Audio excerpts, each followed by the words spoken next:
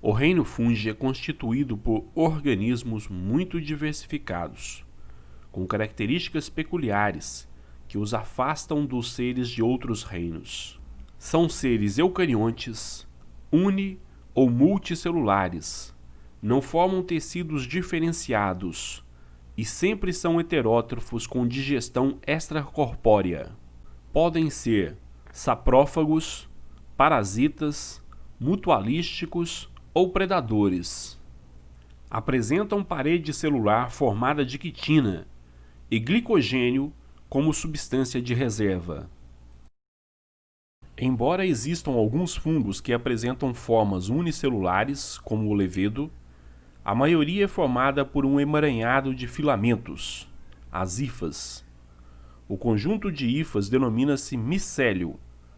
Alguns fungos possuem estruturas reprodutoras, os corpos frutíferos ou de frutificação, que são a parte dos fungos visível acima do solo, chamada cogumelo.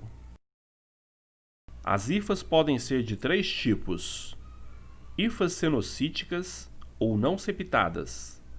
Não possuem septos, que são paredes transversais derivadas das paredes dos filamentos. Nesse caso, as hifas possuem vários núcleos dispersos em massa citoplasmática comum, estrutura cenocítica. Hifas septadas mononucleadas. Possuem septos transversais separando compartimentos com apenas um núcleo. Hifas septadas bi- ou multinucleadas. Possuem septos transversais separando compartimentos com dois ou mais núcleos. Classificação. Os fungos são classificados de acordo com o tipo de reprodução e estrutura reprodutiva que apresentam. Estão divididos nos seguintes grupos: Ficomicetos, Ascomicetos, Basidiomicetos e Deuteromicetos. Ficomicetos são os fungos mais simples e a maioria deles não forma corpo de frutificação. Ascomicetos. Os ascomicetos formam estruturas reprodutivas em forma de saco, denominada ascos. Dentro desses ascos formam-se esporos chamados ascósporos. O corpo de frutificação é denominado ascocarpo. Basidiomicetos. Os basidiomicetos formam estruturas reprodutivas denominadas basídios. O corpo de frutificação dos basidiomicetos é denominado basidiocarpo. Deuteromicetos constituem um grupo menos importante criado para abrigar os fungos em que ainda não se observaram fenômenos sexuais de reprodução. Muitos fungos foram classificados inicialmente como deuteromicetos, mas ao serem descobertos mais detalhes sobre a sua reprodução, foram reclassificados como ficomicetos ou ascomicetos. Diversos fungos desse grupo são parasitas e causam doenças em plantas e animais. Reprodução nos fungos. Reprodução assexuada. A reprodução assexuada pode ser de três tipos: fragmentação, brotamento ou esporulação. Fragmentação é a maneira mais simples de um fungo filamentoso se reproduzir assexuadamente, onde um micélio se fragmenta, dando origem a novos micélios. Brotamento. Leveduras como a Saccharomyces cerevisiae se reproduzem por brotamento ou gemulação. Os brotos, gêmulas, normalmente separam-se do genitor, mas eventualmente podem permanecer grudados, formando cadeias de células. Esporulação. Muitos fungos se reproduzem assexuadamente por meio de esporos, células dotadas de paredes resistentes que, ao germinar, produzem hifas. Em certos fungos aquáticos, os esporos são dotados de flagelos, uma adaptação à dispersão em meio líquido. Por serem móveis e nadarem ativamente, esses esporos são chamados de zoósporos. Reprodução sexuada. A reprodução sexuada em um ficomiceto ocorre quando micélios de sexos separados se encontram. Em risópos, por exemplo, As hifas de sexos opostos formam hifas especializadas chamadas gametângios, que crescem um em direção ao outro. Ao se tocar, os gametângios se fundem. Um ou mais núcleos haploides de um dos sexos se fundem aos do outro sexo, originando zigotos diploides. A região em que os gametângios se fundiram diferencia-se em uma estrutura esférica, de parede escura e espessa, onde os zigotos sofrerão meiose e cada um originará 4 esporos haploides.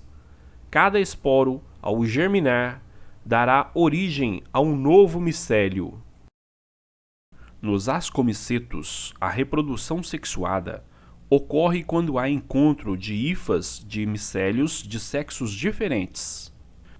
Nesse caso, as hifas dos 2 micélios se fundem, originando células com 2 núcleos. Em algumas dessas células, os núcleos se fundem, produzindo um núcleo zigótico diploide. Este sofre meiose e origina núcleos haploides, que se diferenciam em ascósporos. A hifa, onde tudo isso ocorreu, se transforma em uma estrutura alongada, em forma de saco, denominada asco. Quando maduro, o asco se rompe, liberando os ascósporos. Ao germinar, cada ascósporo dá origem a um novo micélio haploide. Nos basidiomicetos, quando micélios de sexos diferentes se encontram, suas hifas se fundem e formam um micélio com células binucleadas ou dicarióticas. Essas hifas se organizam de maneira compacta, formando um corpo de frutificação denominado basidiocarpo, o cogumelo. No basidiocarpo, algumas hifas se diferenciam em estruturas especiais, os basídios, onde ocorre fusão de núcleos, resultando em um núcleo zigótico diploide. Este logo sofre meiose e origina 4 esporos haploides, os basidiósporos. Quando maduros, os basidiósporos são liberados. Ao cair em um local adequado, rico em matéria orgânica, um basidiósporo germina e origina um novo micélio. Importância dos fungos. No processo de panificação, os levedos são misturados à massa para fazê-la crescer. Esse processo é usado há séculos pelo homem. Os levedos fermentam os carboidratos da massa para obterem energia. Além de energia, a fermentação produz álcool e gás carbônico. É o gás carbônico que faz o pão crescer. Após a confecção, os pãezinhos são levados para o armário de crescimento, onde vão crescendo lentamente devido à liberação do gás carbônico pelos levedos. O álcool da massa, produzido durante a fermentação, é evaporado no processo de assar o pão, e no final de um ciclo de 12 horas de trabalho, temos os pãezinhos quentinhos para saborearmos. O álcool presente nas bebidas alcoólicas é proveniente da fermentação das leveduras.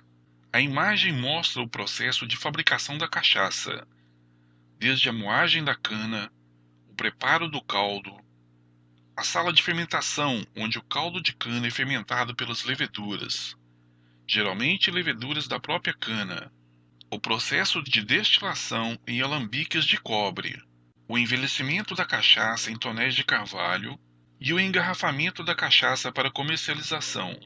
Os sabores dos diferentes tipos de queijos são produzidos pela ação dos fungos, que produzem enzimas proteases capazes de quebrarem as proteínas dos queijos, modificando suas estruturas e sabores. Recentemente, a Universidade Federal de Lavras identificou um novo fungo no queijo canastra, o Geotrichum candidum, que o colocou no padrão de queijos finos internacionais.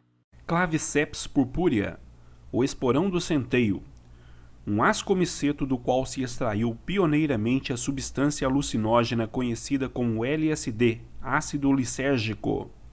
A ferrugem do cafeeiro, que causa lesões nas folhas, é causada pelo fungo Emilia vastatrix, um Basidium miceto. Certos fungos se associam a raízes de plantas, formando as chamadas micorrizas. Tanto o fungo quanto a planta hospedeira se beneficiam com essa associação. O fungo obtém das raízes açúcares, aminoácidos e outras substâncias orgânicas, das quais se nutre. Por outro lado, o fungo aumenta a capacidade das raízes absorverem minerais escassos no solo, genericamente denominados micronutrientes, fundamentais ao crescimento das plantas. Os líquens são formados pela associação mutualística entre fungos e algas. Os fungos mais comuns nessas associações são os ascomicetos, e as algas componentes são geralmente as algas verdes unicelulares. A associação permite que os líquens habitem locais onde nem as algas nem os fungos poderiam viver separadamente. Os líquens se reproduzem assexuadamente por meio de fragmentos especiais que possuem hifas do fungo e células da alga em associação. Esses fragmentos são chamados sorédios. Assim como as bactérias, os fungos também são responsáveis pelo processo da decomposição da matéria orgânica. A imagem mostra uma sequência de fotos de um experimento de decomposição. Aqui nós temos uma maçã e um limão todo tomado por fungos. Eles estão um encostando no outro. No dia 13 de maio, 10 dias depois, o limão perdeu muita água, ele desidratou, a água veio aqui para o fundo do pote. A maçã desidratou um pouco. Já no dia 20 de maio, a maçã praticamente idêntica ao dia 13 de maio, porém o limão já bem decomposto, diminuiu bastante o seu volume. No dia 25 de maio, o limão sendo consumido pelos fungos, com presença de água no fundo do pote aqui. Dia 25/6, um mês depois aqui, o limão diminuiu bastante e a maçã ainda permanece intacta, ainda não foi colonizada pelos fungos. Já no dia 23/7, a maçã muda de cor, porque os fungos começaram a colonizar a maçã e o limão praticamente quase que não existe mais, só os fungos aqui ao seu redor, água no fundo do pote, e a maçã então entra em processo de decomposição pela ação dos fungos. Mas é interessante notar que primeiro os fungos agiram sobre o limão. Só depois que o limão foi decomposto é que eles passaram a atuar na maçã por falta de alimentos para eles.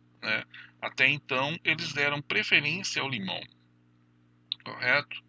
E isso pode ser por quê? Pode ser porque a maçã estava com um excesso de agrotóxico, algum produto fungicida, que dificultou a contaminação pelos fungos. Muito provavelmente deve ter acontecido isso. Não temos como confirmar. É uma hipótese, correto? Muito bem.